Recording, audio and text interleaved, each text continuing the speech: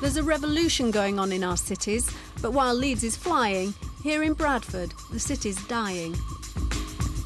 I want to see if Bradford can learn from Leeds' success and whether it should. Leeds is growing as fast as it did in the Victorian era. In Bradford, the Westfield Pyramids are a demolition site that sap the confidence of the entire city. I want to know why Leeds and Bradford have taken such different paths and whether Bradford can catch up with what is to be a skyscraper city.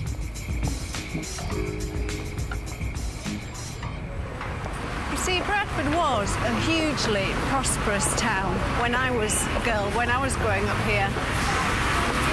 Indicative really was this building here. This was Brown Muffs. This was the place to shop. It was the most beautiful department store. But I mean, look at it now, it's kind of sad in a way. But I do believe Bradford has got something to offer. It's just over the last few years, it's just hit rock bottom. I have a vested interest in Bradford. It's a city I love. I want to see it do well. I want to see it do better. And I want to find out who's going to make that happen.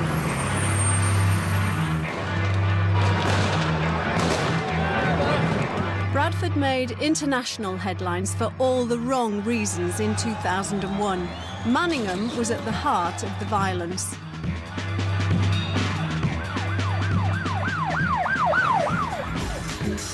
Today, though, it's the proudest part of the city. The mill has gone from a ruin to a regeneration icon, and local people are building up pride, not anger, as chairman of Asian Trade Link, Amjad Pervez, explains. If you go to Paris, you've got the Eiffel Tower. You go to Egypt, and you've got the pyramids, right? And if you go to London, it's the clock. And what in Bradford? In Bradford, it's Lister Mills. It's the Lister Mills. People thought Urban Splash wouldn't profit here.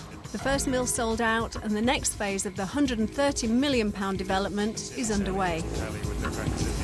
All the communities are coming together. We're all now, proud Bradfordians, and that's where it starts. Yes, having pride in your city. Pride in city. Building on that. Exactly, but it's not just about the big projects and the government. It's about the communities and the people who actually live here. Yes. What do they feel? Do they feel this is their home? Yeah. Finally, the penny dropped. But this is our home. Oh, okay. We've got to. This is our town. We've got to grab hold of it. Its future is here. People finally realise that there is no such thing as back home. This is home. Yeah. This is home. Because, honestly... The way Amjad talks makes me believe in a great future for Bradford. If all the energy of the city's youth can pull together, then this city could be the envy of the world again. Just like it was when the mill opened the first time.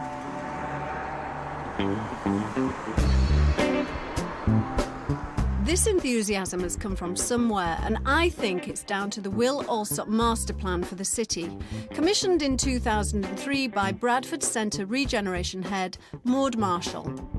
So this is Will Alsop's plan for Bradford, his vision. Will Alsop is one of the country's outstanding architects and master planners. And how much did it cost? The master plan cost around £500,000, and we really do think that we got value out of it. The Alsop master plan, with its model and accompanying film, imagined Bradford as a city of green space, culture and learning. It's come in for a lot of flack for being impractical. Alsop's vision was, and is, too weird for some. And until the model was unveiled, even Maud didn't know what she'd spent that £500,000 on. This must have been a heck of a shock then. Astonished. So a lot of people think Alsop's wacky. And sure, some of the images you see, some of the model images are a bit organic, they are a bit mushroomy. But what they're really saying is, think out the box, think what Bradford could be. When you take a close look at the model, at the plan, you start to see how it might really work. Alsop has a vision for a great new city.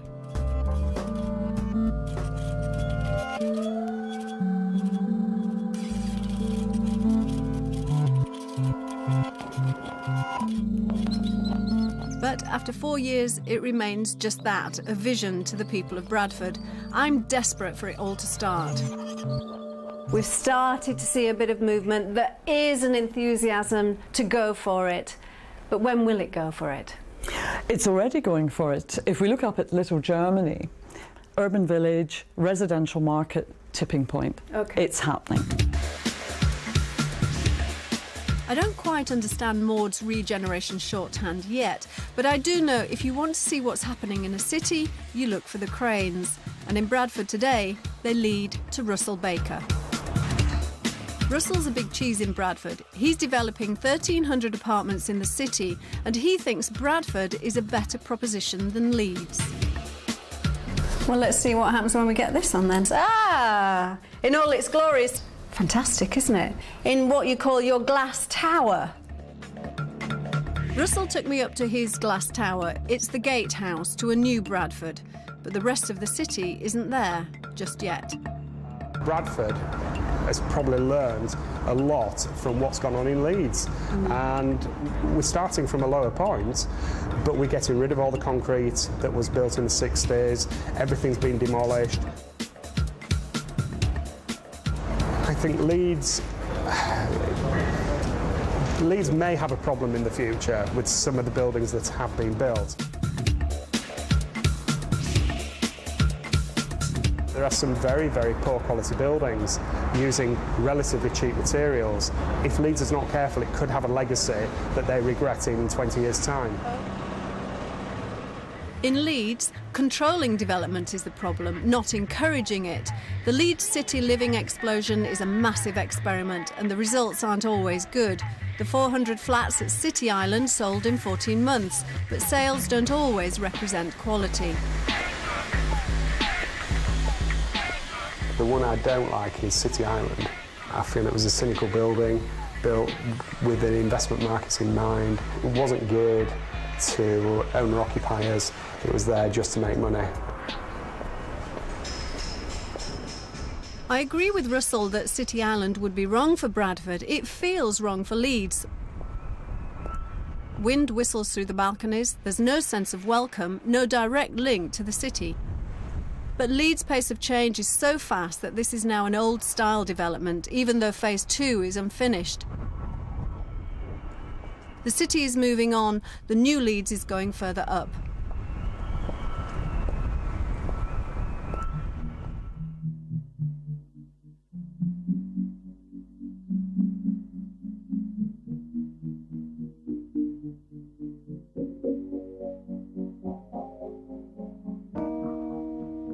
And up in Leeds today is the 31 stories of Bridgewater Place. At 106 metres tall and £120 million investment, it's a big undertaking by any standard.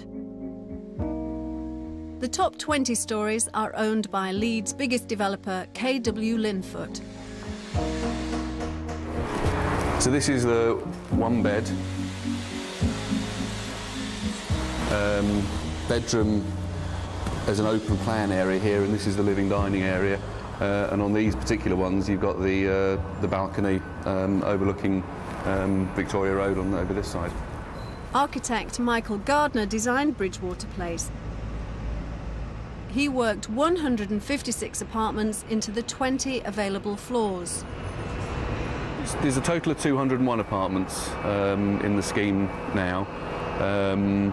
All the internal arrangements and internal designs of the apartments were done by KW Linfoot's in-house design teams.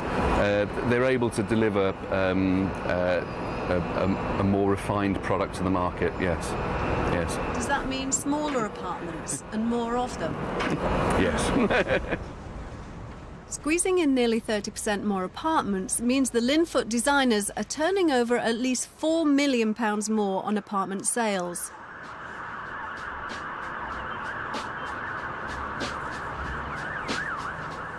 I wanted to meet the head man, Kevin Linfoot, but he never gives TV interviews. Ever. Well, he never has before. What can I say? It must be the way I ask. Kevin's from a very humble background, severely dyslexic, he doesn't read, but he has a special talent for business. I think it's safe to say that he didn't like the camera. He only settled in when we got talking about his next development. A 170-metre tall, £225 million pair of skyscrapers that will dwarf everything else in Leeds and release nearly 900 more apartments onto the market. But is it essentially about profit? I mean, what motivates you as a man that sits on a piece of land and puts this on it? I sort of hold my hand up. The profit levels on this building are about half of what we usually work on. But I just think somebody's got to do it. I know how difficult these things are to do. And, you know, I want to do it. So why do it? I suppose really it's something that I wanted to do for myself. So this is going to be the first of the big kind of tower blocks, really. We can't call it a tower block, can we? No. What can we call it? Well, it's a vertical village. A vertical village, I like that. This is the first of the vertical villages, really, to happen in Leeds. Do you think there is that confidence in Leeds to have this kind of grand scheme? 100%. Because there's some buildings in Leeds that, you know, are open for business and they're empty. But I think what you've sort of got to remember is we have peaks and troughs. And at the moment, over the space of the last 5 months, 1,200 units have been finished. It's too many. Leeds can't cope with that amount. It'll take another 6 months for all that lot to filter through. Right. Now, once that filters through, I think you'll find there'll be very few flats that aren't lived in. This is no pipe dream. The Lumiere model alone costs £70,000. Kevin's developed 4,000 flats. He controls 40% of the Leeds apartment market. He's worth a cool 140 million. And so we're how many floors up here? 14? 14. And this is how many? In total, it's 52 stories. That is phenomenal. I mean, we're high up now. We can kind of really get a good idea of what's going on in the city.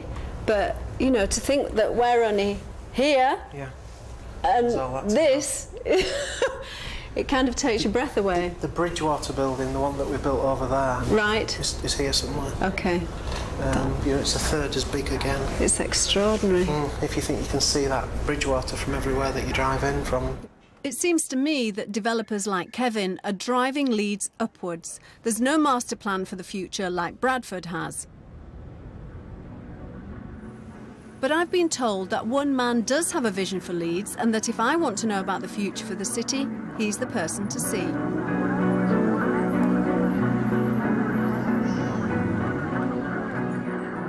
Leeds has no Alsop-style plan. It has John Thorpe, civic architect. Hello. You are here. Yes, I'm here. Thank you. Welcome. Well, it's nice. It's such an amazing kind of space. As soon as you walk in, it looks like someone's gone mad with the colouring pens. We certainly have. Is that you? John no longer designs buildings, he designs the whole city. He used to have Leeds in his head. Now, with retirement approaching, he's mapping it out on the walls so other people can take on his vision. Mosaic 1 all the way through to a Mosaic 15. This M9 is the old city. Then I've got something like 20 bridges across the river. The ones with dots on are completely new footbridges. Phenomenal. Then I've got a record here of 23, I think it is, tall buildings, including Bridgewater Place. So brand new tall buildings. Yes, which may... John and the city leaders think Leeds is growing too fast for a master plan like Bradford's. Development is encouraged if it fits the vision, but there are no hard and fast design rules.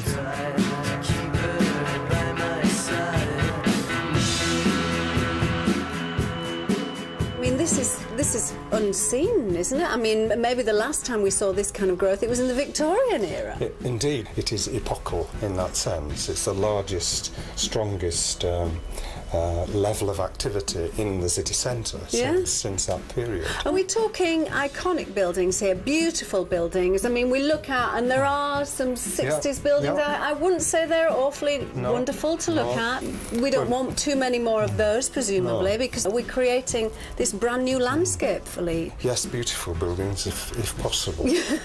Well, and very carefully thought through detailing. John's role is studied by architects and academics from across the world. After seeing me, he's on the train for an appointment at 10 Downing Street. With so many people interested in his opinion, I wondered whether he had a vision of perfect future Leeds. So what would your ideal Leeds look like then, Well, John? It would look like these three drawings in the centre, on top of one another. So this is your kind of utopian ideal then? All these layered on top of each other equals fantastic city? Yes. I think Leeds is very lucky to have you, John. Well, that's kind of you to say so. I don't know whether they think so. Oh, really? Do you get much opposition? Well, no, it's more to do with the fact that this is a new kind of way of working. Are other cities doing it wrong? Is Bradford doing it wrong, for example? Not at all. I like the complementarity of approaches. I think the other difference is the economy. I keep looking at the centre in a sense. The economy has driven this in the last 3 to 5 years at quite a pace. Right. And so we've had to be reactive to that force. So that's the developers Yeah, just kind yes. of dying to get Yeah, in on the action yeah. that is Leeds. Yeah, as opposed to attracting development by Yes. having bold ideas and so on. Do you like your job? I do. I'm very, very lucky. It's a great period to be active, and Yeah. I hope it's an appropriate way of working. It costs more to rent space in Leeds than Paris, Munich or LA. No wonder Leeds is going up. But how is living at 50 floors going to actually feel?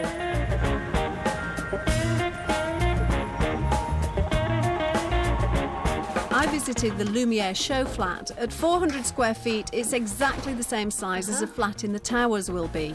Okay. That's perfect.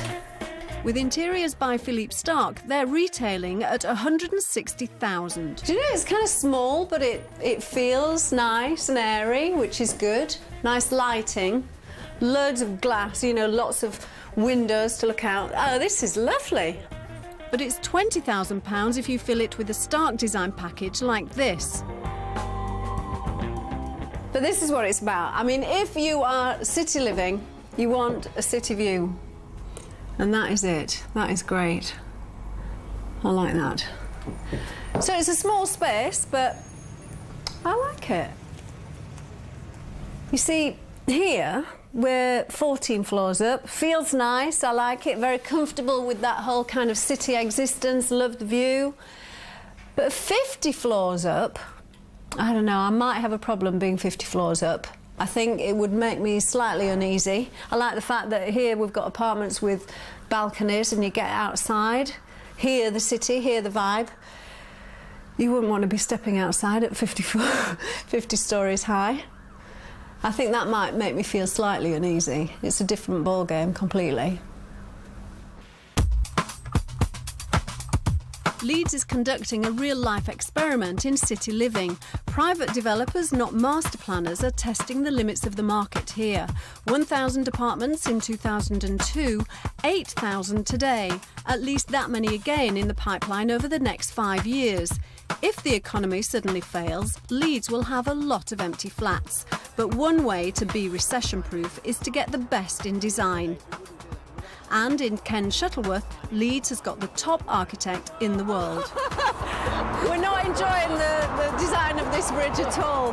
Just don't look at it, Ken. It's structural, yeah? Just think it's going to be gone in 6 months, you know? Ken designed the Gherkin, and his new building will replace the Leeds International Pool.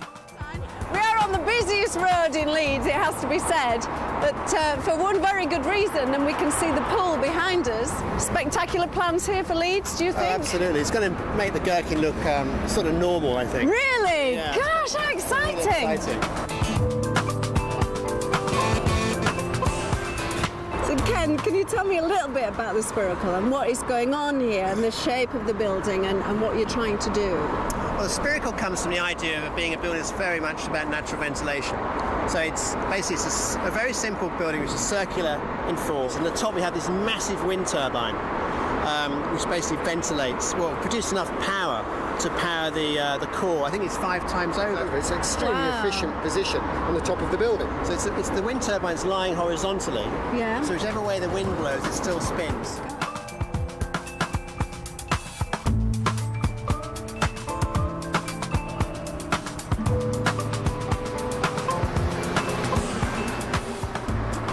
idea is to try and make it into a building, you know, which actually stands out from any other buildings ever being built. So it's a series, it's like a circular building. Yeah. But all the floor plates are sort of expressed as wavy lines. So you get this sort of, it's almost like a series of poppadons, one on top of the other. I think now, if we can, with a Spherical, you know, make a sort of new iconic architecture, and people then rise to the challenge of that on other buildings, I think that would be great. And it's, in a way, the Gherkin in London is a marker that says the next building has to be better than the Gherkin. Right. You know, it actually sort of puts its mark down and says, it pushes everybody up to the next level. Right. And hopefully the Spherical do the same in Leeds. That would be the challenge. So the Spherical, I mean, it literally will take place on the site of the old pool. It's right here, yeah. So, well, no, I don't think I'll be sorry to see it go. You obviously won't feel sorry for it to go. The sooner the better. The pool is a rare city centre leisure resource, but to many it represents design failure and corruption. This was a Paulson design, and after his imprisonment, the city isn't sentimental about his legacy.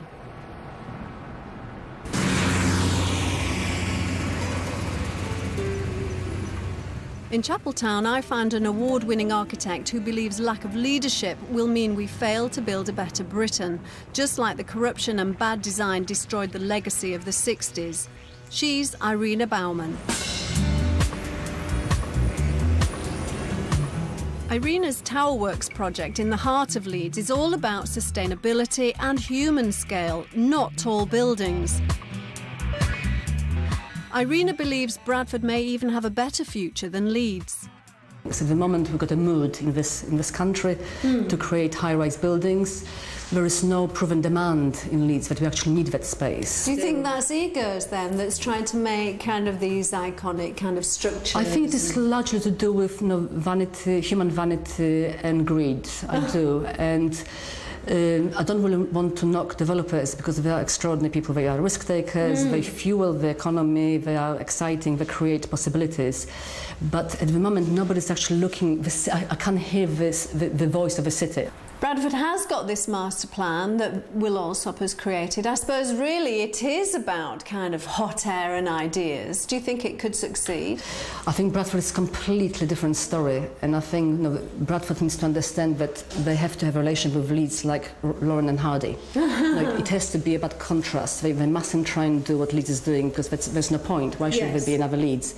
There's always a transition period between a city being at the bottom of a pile, which Bradford has been. The confidence is still a bit shaky, and they are just at that point now. It's still a bit shaky, it's still a bit unsure, uncertain. They still can't get the big development off the ground. But the thing to do then is to just stick to the guns and say, well, the first thing we're going to build is going to be superb, and that will set the tone, and it will get easier. Westfield's shopping centre site still has no date for works to start, so it looks like that next big building will be the replacement for the Bradford Odeon. The building is being designed by Gordon Carey. Gordon is an office expert and his practice is like an architecture factory. A 20-year success that employs 150 people, including 60 architects. Right. So, which is interesting. You can see the general work area. Yeah. This morning he's giving me a sneak preview of the future for Bradford. So I'll go through and I'll show you some of the work which we're doing now. Okay. Relating to Bradford. Oh, great! This is the first time I've seen this then. Right. So this is where the Odeon is now. Yeah, and the Alhambra is to the left. Yeah. And then this is the new Mirror Pool. Which is creating this new public space for the city. Yes. So what we're looking at now, how will this reflect on what will probably be built? Is it nearly there? Is it? It's got a way to go. I mean, what the citizens of Bradford need to see is good, strong buildings. And one of the things which impresses me about Bradford, they're very proud buildings, quite tall buildings, that have a lot of quality. The materials which you use, stone, the verticality of the structure, the window proportions, that's what we're trying to do with this, to pick that up in a modern style. Okay. These louvers then, which will be multicoloured, is reflecting sort of the multicultural nature of Bradford. Yeah. But still using the traditional materials of stone, but getting the detail right, that's so important. Why is it important to have buildings like this in Bradford? Well, I think it's the time. I think it is the renaissance of Bradford. I think everything tells me that it is Bradford's time to move forward. Yes. So what actually happens in Bradford could even be better than Leeds. You know, well, who knows? Gordon's certainly an evangelist, and I'm sure Bradford needs something to happen. But is this it?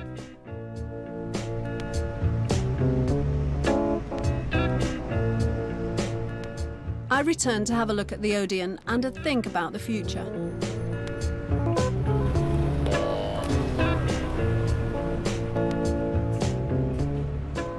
And where do we go forward from here then? Because I can already see the big area of water. This is City Hall here, is that right? Yes, there is probably no other city with that kind of water feature at its heart. Bradford wants to be different. We want a city with edge. A city is about having an edgy feel to it. But regeneration is about confidence, isn't it? And the people of Bradford have seen an empty site with a big kind of mound of rubble in the middle of it for 18 months now. Perhaps not as long as that, but too long, you're absolutely right. And it does knock the confidence of people in the city and people looking at the city as an investment prospect. 6 months of this would knock confidence. It's been 2 years. So we're very pleased to see Westfield in town, and we're really looking forward to Westfield starting in town. And when will they start? You will ask Westfield that question. Westfield won't say when the building will start, but Maud is in charge of the Odeon project. I wanted to know if she thought Gordon Carey's office was the best possible design for the site. Now, you've seen the plans for the Odeon. Are you a fan? Do you like it? We're delighted with the way they're developing, and I think that's the important thing. Yeah. It's work in progress. Sure, but I was slightly underwhelmed by the scheme, I have to say. I don't know what I was expecting, but I was kind of thinking, wow, you know, it's such a big thing, it's got to be great, and that's it? I don't know. Well, I think we need to ensure that you are wowed and surprised. I think I just wanted to be wowed by that building. I really did. I wanted it to blow my socks off, and it didn't necessarily. I'm not going to say that in reality it won't do that. Well, you keep an open mind, Linda. Of course! We've obviously got a bit of convincing to do, but we are very confident that Bradford will get a landmark building that will really kickstart the commercial market here. The more I've seen here in Bradford and in Leeds, the more I think the Will Alsop plan for Bradford really is inspired. Bradford still has great buildings, nearly 4,000 of them are listed. It has culture, its growing population and its entrepreneurs can really get the economy going. But we need to stick to the vision. The Alsop plan works because it has green space and it puts a premium on quality of life. That will draw people here, not copying Leeds with office building and shopping centres you could find in any town. Bradford does need new employers, new retail, but not in place of a beautiful city. It needs them as well. Now, that could make us the envy of the world again.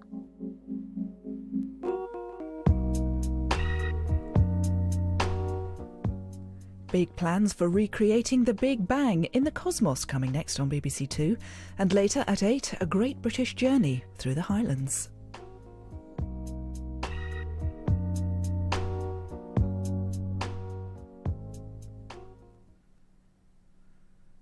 What to watch tonight? On the side of the road with these thousands and thousands of people just moving. It was a terrible sight, terrible sight. The Day India Burned. Personal stories of partition at 9, here on 2. The BBC Proms are broadcast live on Radio 3 and listen again online for 7 days.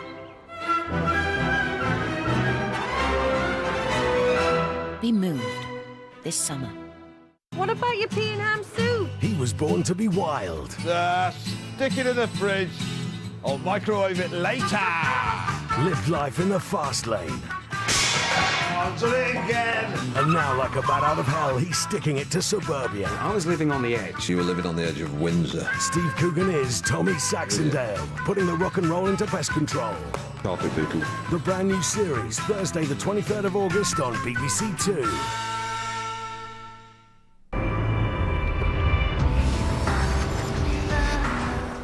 An ancient landscape full of mystery and awe. A great British journey through the Scottish Highlands in half an hour.